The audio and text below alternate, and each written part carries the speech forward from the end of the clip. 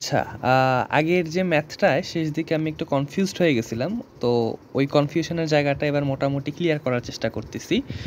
আচ্ছা, তো প্রথমত আমি আসলে ম্যাথের প্রসেসটা বলবো। হ্যাঁ, যে সিম্পলি এটা কি হইছে এবং তারপরেও এটার একটু ডিটেলস এক্সপ্লেনেশনে যাওয়ার চেষ্টা করব। আচ্ছা, যদি সিম্পলি বলি যে কি হইছে, আমাদের কোয়ার্টার ওয়ানে আমরা যদি কোয়েশ্চেনে দেখি, কোয়ার্টার ওয়ানে আমার হচ্ছে প্রোডাকশন দেওয়া হচ্ছে যে 70,000। আচ্ছা, আমার বাজেট কত ছিল প্রোডাকশনের? 80,000। আর হচ্ছে কত প্রোডাকশন আমরা করতে পারছি? কোয়েশ্চেনে দেওয়া আছে কোয়ার্টার ওয়ানে 70,000। তো আসলে পার্থক্য কতটুকু? পার্থক্য 10,000। এই যে 10,000, হ্যাঁ, এই 10,000-এর ফিক্সড ম্যানুফ্যাকচারিং ওভারহেডটা এইখানে অ্যাডজাস্টমেন্টে অ্যাডজাস্ট করতে হবে। হ্যাঁ, আমরা এই ইয়েলো লাইনটার দিকে সবাই একটু ফোকাস দিব, বাকিগুলোর দিকে ফোকাস দিব না, আপাতত ইয়েলো লাইনটার দিকে ফোকাস দিব। আচ্ছা, তো 10,000 ফিক্সড ম্যানুফ্যাকচারিং ওভারহেড যদি অ্যাডজাস্ট করি, সো ফিক্সড ম্যানুফ্যাকচারিং ওভারহেড হচ্ছে আমার পার রেটে 1.25, তাই না? তো 1.25 যদি হয়, 10,000 ইন্টু 1.25 কত? 12,500। হ্যাঁ, এই 12,500 অ্যামাউন্টটা কীভাবে বের করছি? আমার বাজেট হচ্ছে 80,000 প্রোডাকশন ইউনিটের, আমি অ্যাকচুয়াল প্রোডাকশন করছি 70,000। তো পার্থক্য হচ্ছে 10,000-এর জন্য ফিক্সড ম্যানুফ্যাকচারিং ওভারহেড 12,500 টাকা। এটা যোগ করব না বিয়োগ করব? সহজ কথা, আমার প্রোডাকশন কত ছিল? 80,000। আমি প্রোডাকশন কম করছি না বেশি করছি? কম করছি, 70,000। তো আমি যেহেতু প্রোডাকশন কম করছি, আমার তো ফিক্সড ম্যানুফ্যাকচারিং ওভারহেড কম অ্যালোকেট হয়ে গেছিলো। তো এখন ওটাকে বাড়াই দেওয়ার জন্য যোগ করতে হবে। আর এই ম্যাথে কি হয়েছে? এই ম্যাথে হচ্ছে যে আমার বাজেট আগের মতনই কোয়ার্টার টুতে 80,000, কিন্তু এবার আমি প্রোডাকশন করে ফেলছি 1,00,000। তাহলে আমি প্রোডাকশন কতটুকু বেশি করছি? আমি 20,000 বেশি করছি। তো এই 20,000-এর জন্য ফিক্সড ম্যানুফ্যাকচারিং ওভারহেড কত? 20,000-এর জন্য ফিক্সড ম্যানুফ্যাকচারিং ওভারহেড 1.25। তাহলে 20,000-এর জন্য 1.25 হচ্ছে 25,000 টাকা। টাকার অ্যামাউন্টটা কীভাবে বের করছে আবার বলি।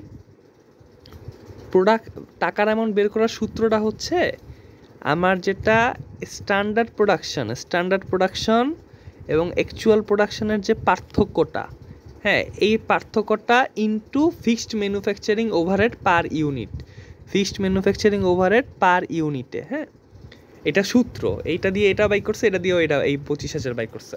হ্যাঁ, আচ্ছা, এই আশেপাশের কালারের দিকে তাকাবা না, সবাই এই 38 নাম্বার এই যে এই রো এর দিকে তাকাবা, আমরা এই রো নিয়ে কথা বলতেছি। আচ্ছা, তো সেক্ষেত্রে এই এসপি, আচ্ছা, তো এই কোয়ার্টার টুতে, হ্যাঁ, কোয়ার্টার টুতে আমার প্রোডাকশনের টার্গেট ছিল 80,000 স্ট্যান্ডার্ড, বাট আমি প্রডিউস করছি 1,00,000। তাহলে 80,000 আর 1,00,000-এর পার্থক্য কত? অবশ্যই 20,000। আর fixed manufacturing overhead per unit কত? 1.25। তাহলে কত হয়? 25,000। এখন কোয়েশ্চেন হচ্ছে যোগ করব না বিয়োগ করব? হ্যাঁ, এটার সূত্র হচ্ছে যে আমার প্রোডাকশন হওয়ার কথা ছিল 80,000, কিন্তু আমি প্রোডাকশন করে ফেলছি 1,00,000। এর মানে কি বেশি প্রোডাকশন করে ফেলছি না? তাহলে কস্ট আগে বেশি অ্যালোকেট করে ফেলছি না? এই জন্য এখন কমাইতে হবে। সিম্পলি আমি যদি একটা সূত্র দিয়ে চিন্তা করি যে আন্ডার প্রোডাকশন হইলে আমরা প্লাস করব আর ওভার প্রোডাকশন হলে মাইনাস করব, এটা সূত্র। আন্ডার প্রোডাকশন হলে প্লাস, ওভার প্রোডাকশন হলে কি? মাইনাস। আচ্ছা, এইটা হচ্ছে সিম্পলি আমরা ম্যাথটা কি করছি সেটা বললাম। এখন আমরা এই ম্যাথটা কেন এইভাবে করলাম, আলটিমেটলি কি দাঁড়াচ্ছে সেটা একটু এক্সপ্লেন করার চেষ্টা করি। আচ্ছা, প্রথমত কি হয়? প্রথমত এই কস্ট অফ গুডস ম্যানুফ্যাকচার্ড, আচ্ছা কি বললাম, সিওজিএস থেকে, হ্যাঁ, আমরা কিন্তু সিওজিএস বের করতেছি।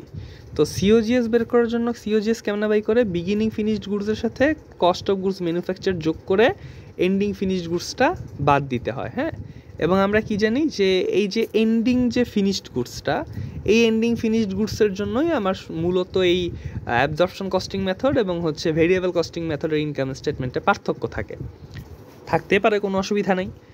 তবে আমরা যদি ম্যাথের দিকে একটা অ্যানালাইসিস করি, তাহলে আমরা দেখতে পারবো যে এই যে কস্ট অফ গুডস ম্যানুফ্যাকচার্ডের যে পার্টটা, এই পার্টটায় কিন্তু ফিক্সড ম্যানুফ্যাকচারিং ওভারহেড সবসময় পুরোটাই থাকে। এরপর এন্ডিং ফিনিশড গুডস বাদ দেওয়ার কারণে অ্যাবজর্পশন মেথডের সাথে ভেরিয়েবল মেথডের কিছুটা পার্থক্যের সৃষ্টি হয়। কিন্তু মূল কথাটাকে কি, মূল কথা হচ্ছে এখন পর্যন্ত যতগুলা ম্যাথ আছে আমরা যদি দেখি, এই কস্ট অফ গুডস ম্যানুফ্যাকচার্ডের ভেতর ফিক্সড ম্যানুফ্যাকচারিং ওভারহেড পুরোটাই থাকে এবং পুরোটা থাকার পরে সেখান থেকে এন্ডিং ফিনিশড গুডস বাদ দিতে গিয়ে অ্যাবজর্পশন মেথড আর ভেরিয়েবল মেথডের ইনকাম স্টেটমেন্টটা মিলে না, ঠিক আছে। কিন্তু এই এন্ডিং ফিনিশড গুডস বাদ দেওয়ার আগ পর্যন্ত এই কস্ট অফ গুডস ম্যানুফ্যাকচারে কিন্তু পুরোটা আমার ফিক্সড ম্যানুফ্যাকচারিং ওভারহেড থাকতে হবে। আচ্ছা, এই ম্যাথের আগ পর্যন্ত প্রত্যেকটা ম্যাথে আমরা সেইভাবে করছি। ঠান্ডা মাথায় চিন্তা ভাবনা করলে, অ্যানালাইসিস করলে জিনিসটা বের হয়ে আসবে। এখন কি করছি আমরা একটু দেখি। কস্ট অফ গুডস ম্যানুফ্যাকচার্ড এই ম্যাথের ক্ষেত্রে যে ব্যাপারটা হইলো, এটা কেমনে বের করছি, এটা হচ্ছে আমার যতগুলা গুড ম্যানুফ্যাকচার করছি, কতগুলা করছি, 70,000টা গুডস ম্যানুফ্যাকচার করছি। হ্যাঁ, 70,000কে 17.75 দিয়ে আমি গুণ করছি। আচ্ছা, ব্যাপারটা হয়েছে কি, আমার এই 17.75-এর মধ্যে এই যে 1.25 না, এই 1.25 আমি ভাগ দিছি কি দেয়, এই 1.25 কিন্তু আমি 80,000 দিয়ে ভাগ দিছিলাম। হ্যাঁ, টোটাল যে ফিক্সড ম্যানুফ্যাকচারিং ওভারহেড 1 লক্ষ টাকা, ওটাকে 80,000 দিয়ে ভাগ দিয়ে 1.25 করছিলাম। কেন? কারণ আমার এই অঙ্কে একটা বাজেট দেওয়া আছে, 80,000 বাজেটটা দেওয়া আছে। ধরে নাও সবাই একটা মাথা ঝাঁকুনি দাও, ধরে নাও যে বাজেট না থাকলে আমরা কি দিয়ে ভাগ দিতাম বলো তো? 1 লক্ষ ফিক্সড ম্যানুফ্যাকচারিং ওভারহেডকে এইটা পাওয়ার জন্য, পার ইউনিটে পাওয়ার জন্য অবশ্যই প্রোডাকশন কত, 70,000 দিয়ে ভাগ দিতাম। তখন অবশ্যই 70,000 দিয়ে ভাগ দিতাম। হ্যাঁ, এবং তারপর যে এই টোটাল 17.75 বা যেটাই হোক সেটা আসতো, সেটাকে আমরা কি করতাম, সেটাকে আবার একদম নিচে নিয়ে গিয়ে, হ্যাঁ, আবার একদম নিচে গিয়ে এই কস্ট অফ গুডস ম্যানুফ্যাকচারের সময় 70,000 ইন্টু ওই পার ইউনিটটা দিলে এটা আসতো। এর ফলে কি হইতো বলি, এইখানে এই 1.25 তখন আমরা পাইতাম 70,000কে ভাগ দিয়ে। আবার এই পুরাটা যখন এইখানে 70,000 দিয়ে গুণ দিয়ে লিখতাম, তখন কিন্তু আলটিমেটলি কস্ট অফ এইটুকের মধ্যে ফিক্সড ম্যানুফ্যাকচারিং ওভারহেড পুরোটাই চলে আসতে হবে। হ্যাঁ, এরপর ক্লোজিং ইনভেন্টরি বাদ দিতে গিয়ে গ্যাঞ্জাম লাগবে, সেটা আমরা জানি। কিন্তু ক্লোজিং ইনভেন্টরি বাদ দেওয়ার আগ পর্যন্ত কিন্তু এই যে গোলাপির যে লাইনটা, এই লাইনে কিন্তু আসলে কোনো গ্যাঞ্জাম লাগার কথা না। এখানে পুরো ফিক্সড ম্যানুফ্যাকচারিং ওভারহেড 1 লক্ষ টাকাই থাকতে হবে। কিন্তু বাজেট দেওয়ার কারণে কি করছি, এইখানে আমরা 80,000 দিয়ে ভাগ দিচ্ছি, কিন্তু এইখানে কি করছি, এইখানে 70,000 দিয়ে গুণ দিচ্ছি। এই যে মাঝখানে 10,000-এর যে ঝামেলাটা হইলো, এই কারণেই প্রথমত এই যে কস্ট অফ গুডস ম্যানুফ্যাকচার, এটার ভিতর ফিক্সড ম্যানুফ্যাকচারিং ওভারহেডের ফুল অ্যামাউন্টটা আসতে পারে নাই। আমার অ্যাডজাস্টমেন্ট এটা নিয়েই, ফার্স্টে আমাকে এইখানে ফিক্সড ম্যানুফ্যাকচারিং ওভারহেডটা ঢুকাইতে হবে, অ্যাডজাস্টমেন্ট করতে হবে। আচ্ছা, তাহলে ফিক্সড ম্যানুফ্যাকচারিং ওভারহেড কত আসে না আমরা চিন্তা করি, একদম কমন সেন্স। এইখানে 80,000 ডিভাইডেড বাই 1.25, কিন্তু এইখানে 70,000 ইন্টু 1.25 হয়ে গেছে। যদি 80,000 ইন্টু 1.25 হইতো তাহলে পুরোটা আসতো, তাহলে 80,000 ইন্টু 1.25 হইলে পুরোটা আসতো, কিন্তু হয়েছে 70,000 ইন্টু 1.25, তাহলে আসে না কত, 10,000 ইন্টু 1.25, এই যে 12,500। এটা যদি আমরা এখন যোগ করি, তাহলে এই যে আমার কস্ট অফ গুডস ম্যানুফ্যাকচার্ড যেটা, এইখানে ফিক্সড ম্যানুফ্যাকচারিং ওভারহেড পুরোটাই আনা হবে। এরপরে এন্ডিং ফিনিশড গুডস আমরা যখন বাদ দিচ্ছি, তখন এই অ্যাবজর্পশন কস্টিং মেথডের সাথে ভেরিয়েবল কস্টিং বা মার্জিনাল কস্টিং মেথডের ইনকাম স্টেটমেন্টের পার্থক্য সৃষ্টি হচ্ছে। সেমভাবে এইটা কোয়ার্টার 2 যদি আমরা চিন্তা করি, আমার কিন্তু এই কস্ট অফ গুডস ম্যানুফ্যাকচারে কিন্তু পুরো 1 লক্ষ টাকা পুরোটা আসতে হবে। হ্যাঁ, কোয়ার্টার 2 চিন্তা পরে করলে হবে, তোমরা পজ করে আগে কোয়ার্টার 1 চিন্তা করো যে বুঝছো কিনা। যদি বোঝা যায় তাহলে তো ভালো, আর না হইলে আমরা কোয়ার্টার 2-তে আসি। কোয়ার্টার 2-তে কী হয়েছে, কোয়ার্টার 2-তে এইটা কেমনে বের করছে, এইটা বের করছে হচ্ছে আমার 1 লক্ষ ইন্টু এই 16.5, 1 লক্ষ ইন্টু 16.5, না সরি 17.75, কোয়ার্টার 2 তো এইটা, এই যে কোয়ার্টার 2, 1 লক্ষ ইন্টু 17.75, কিন্তু এই 1.25 পাইছিল কেমনে, 80,000 দিয়ে ভাগ কইরা।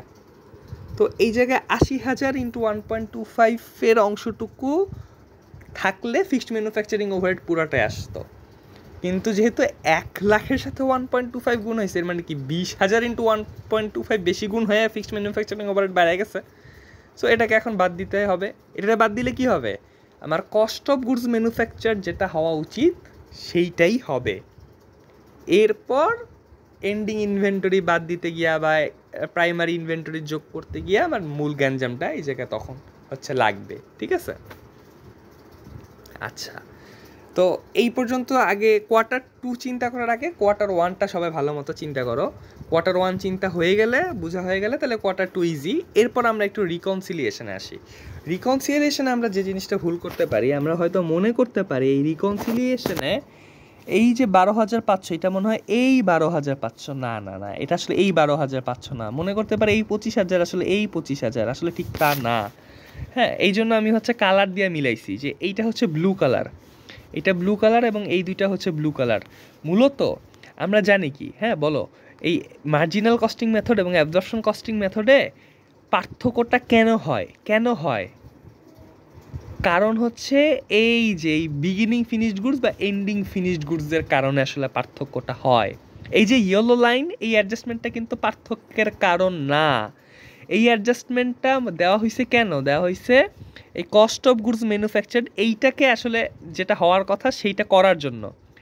এই ইয়েলো লাইনটা হচ্ছে শুধুমাত্র বাজেট থাকার কারণে, এই অঙ্কে একটা বাজেট থাকার কারণে ঝামেলাটা হয়েছে। কিন্তু এই ইয়েলো লাইনটা অ্যাডজাস্ট হওয়ার পর অঙ্ক কিন্তু আবার আগের মতোই হয়ে গেছে। এবার এই অবস্থায় যেটা করতে হবে, এই যে ব্লু লাইন, যেটা এই ব্লু লাইনে কি, এই ব্লু লাইনে আমরা জানি যে এন্ডিং ফিনিশড গুডস, এই যে ঠাস করে 1.25 দরে এন্ডিং ফিনিশড গুডস বের হয়ে গেল, এখানেই আমার সমস্যাটা হচ্ছে।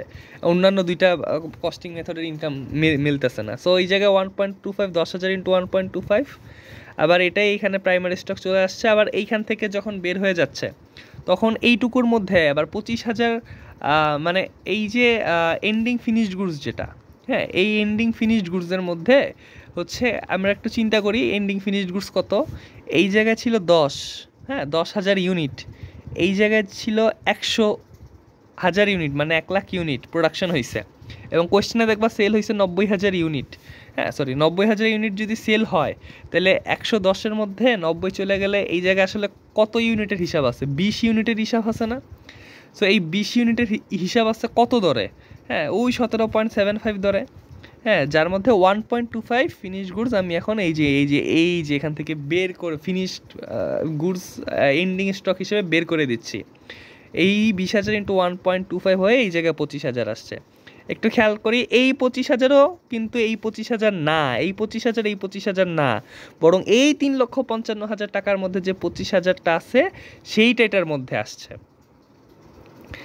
আবার যদি একটু বলি কালারে মিলাও, আমরা এই অ্যাডজাস্টমেন্টটা কেন দিচ্ছি? কারণ এইখানে বাজেট থাকার কারণে কালারে মিলাও, এইখানে বাজেট থাকার কারণে এটা যতটুকু হওয়ার কথা ততটুকু হইতে পারে নাই, এই জন্য এতটুকু দিয়া বাজেট থাকার কারণে আমার এটা অ্যাডজাস্ট করতে হয়েছে, যেটা আগের অঙ্কগুলো আমরা করি নাই। এই অঙ্কে বাজেট আছে বিধে এই অঙ্কে করছি। হ্যাঁ, এবং অন্যান্য সকল অঙ্কের মতো এই এন্ডিং স্টক বা এই যে প্রাইমারি স্টক এইগুলাকে ধরে ধরে আমরা হচ্ছে রিকনসিলিয়েশন করি। ঠিক আছে, এই আর কি। আর যদি সামারি করি, একদম সামারি করি, দুই কথায় বলি যে আসলে এই আন্ডার প্রোডাকশন ওভার প্রোডাকশন অ্যাডজাস্টমেন্টটা কি। মূল কথা হচ্ছে আমরা এখানে বাজেট থাকার কারণে ফিক্সড ম্যানুফ্যাকচারিং ওভারহেড বাজেট দিয়ে ভাগ দিয়ে পার ইউনিটে বের করছিলাম, যেখানে এটা 80,000 ছিল, কিন্তু অ্যাকচুয়াল প্রোডাকশন হয়েছে 70,000 অথবা হয়তো 1,00,000। সো এই যে যখন অ্যাকচুয়াল প্রোডাকশন কমে বা বাড়তেছে তখন কি হয়, পার ইউনিটের ফিক্সড ম্যানুফ্যাকচারিং ওভারহেড আসলে 1.25 না থেকে এইটাও কমা বা বাড়ার কথা। কিন্তু যেহেতু আমরা 1.25 দিয়েই এই যে কস্ট অফ গুডস ম্যানুফ্যাকচার্ড এইখানে 70,000 ইন্টু 1.25 দিয়ে দিচ্ছি, অথচ 1.25 না, ওইটার রেটটা হয়তো আর একটু বাড়ার কথা ছিল। হ্যাঁ, যেটা আমি করতেছি না।